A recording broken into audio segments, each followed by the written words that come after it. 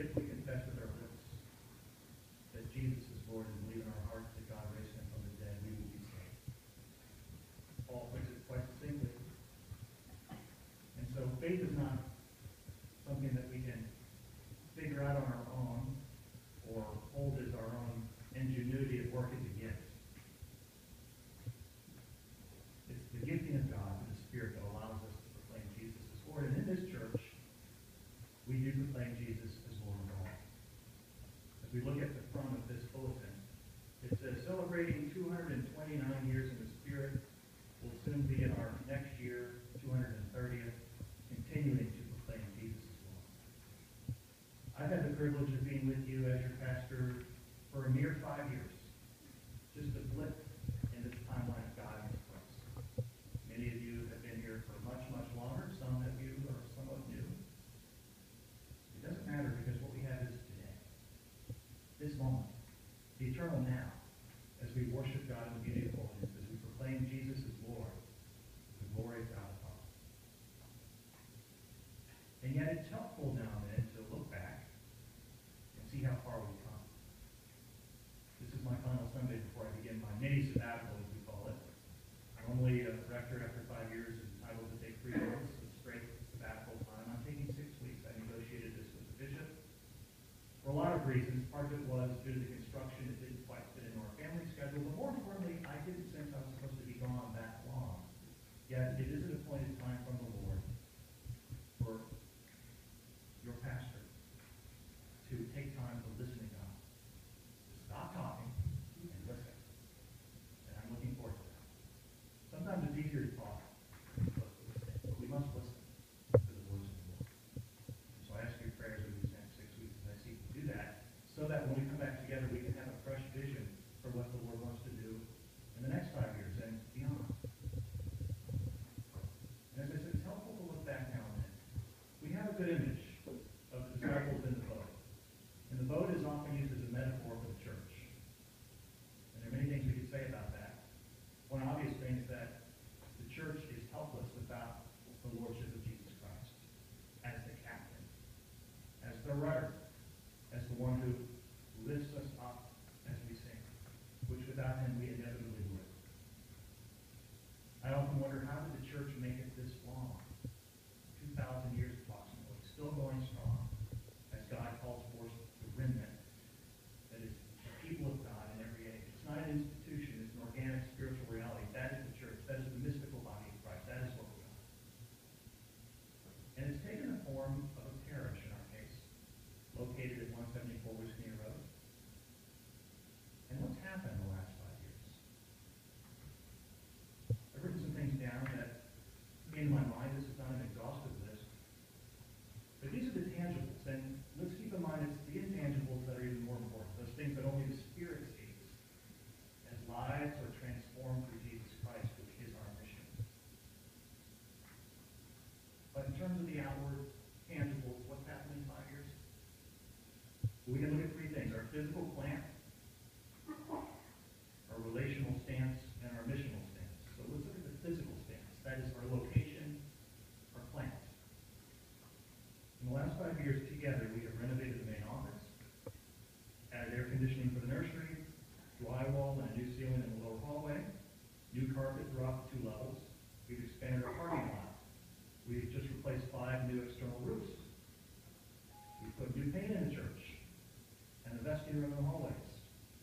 A new sound equipment piece. We reintroduced the role of a sexton to streamline our physical plant's care. And of course, right under our feet, a brand new parish hall, newly renovated with new restrooms, is about to be opened up to the public. I think we have about 10 to 12 days left until that's available to us. But don't hold me to that. What I can tell you is that we're on budget and on time. Now this has been possible in part because of the improved giving over the last 5 years. We've seen a steady rise in giving, and the fact that we were able to raise twice our annual operating budget without the help of an outside consultant for our capital campaign is clearly a move of the Lord. People still wonder how we did it, and the only one we can point to is God.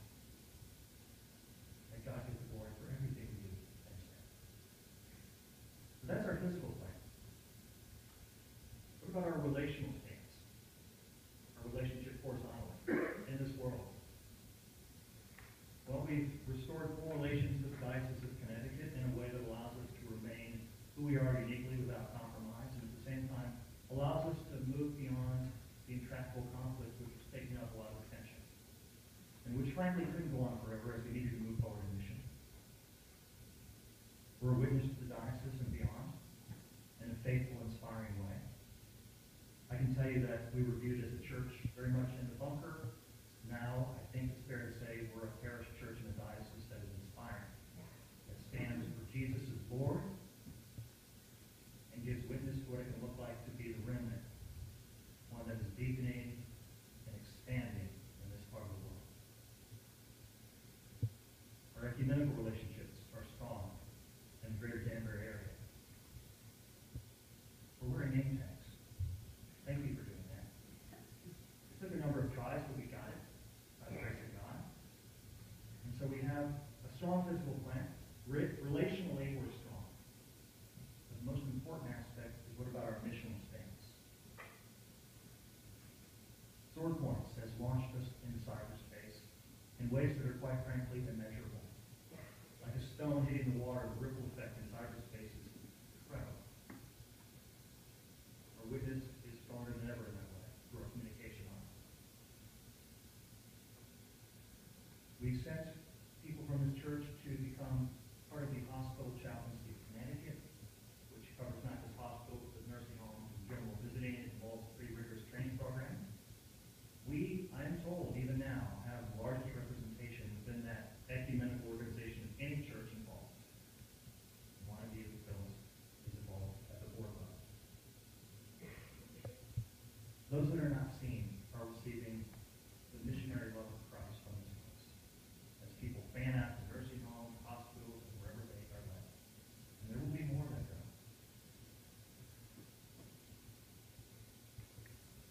Our Stephen ministry has grown and has become stronger. Our healing ministry has grown and has deepened.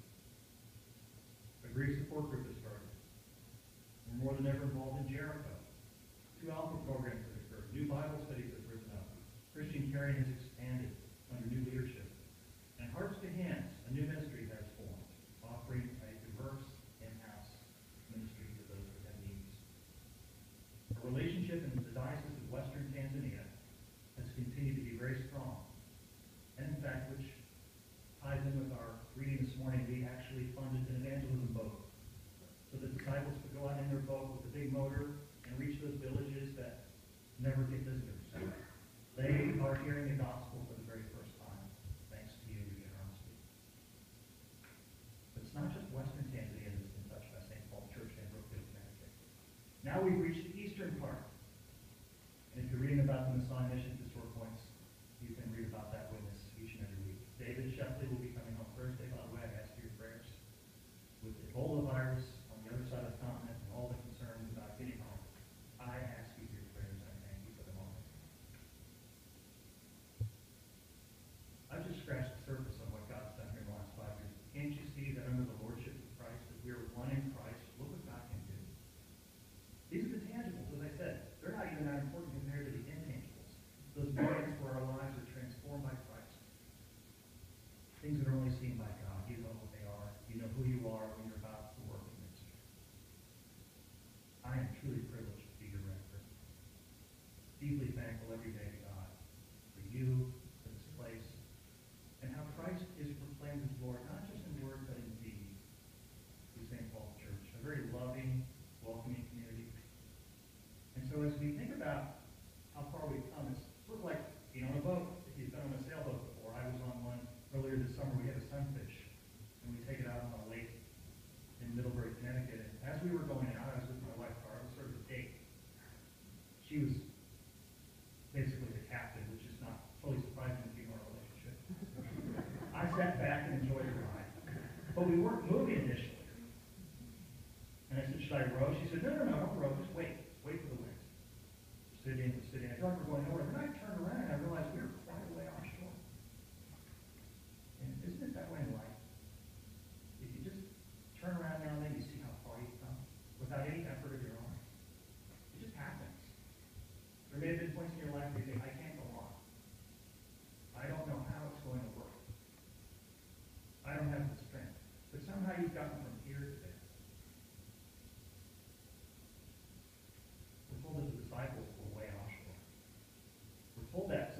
one wouldn't say that Jesus was actually on shore. They thought they saw him on the water, but he's actually on shore. No, the gospel writer goes to great lengths to say they were way out there.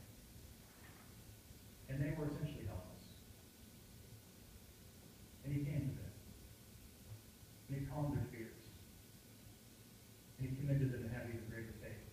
And when one became a bit impetuous, and put him to the test and said essentially, if you are the Lord of all, watch me walk on water.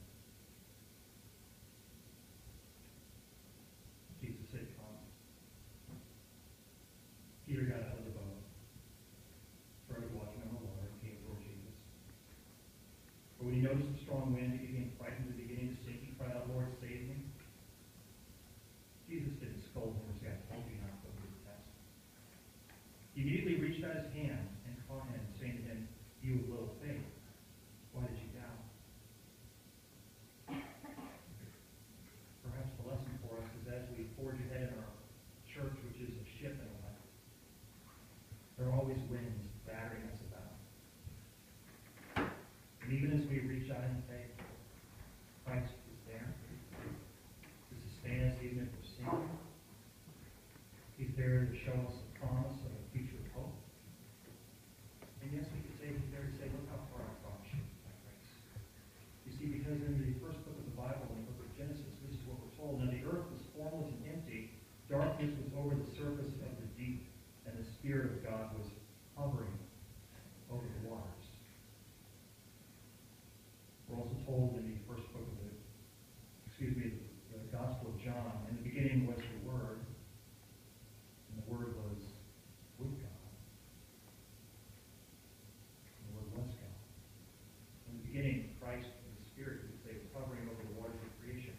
He hovers with his disciples in this account from Matthew's Gospel. He remains with us as we fight against the wind of life. As we feel we're sinking, he's with us. So do we dare to dream about what the next 5 years will be like here?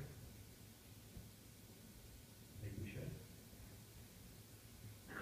May God grant us faith to be people of action, who dream but also step in faith both steps. Here are some ideas of what might happen. As we look ahead, what do we see? Going back to our physical stance, we're pretty well covered in terms of what's happened in the last 5 years, but there's still more to do. Okay. We talked about a phase 2, which is this wing right here. We'll be working on that. Air conditioning, windows, new lights. It remains to be seen what will happen. But we're on a trajectory of making this business plan all that it can be for the future. And we must finish strong.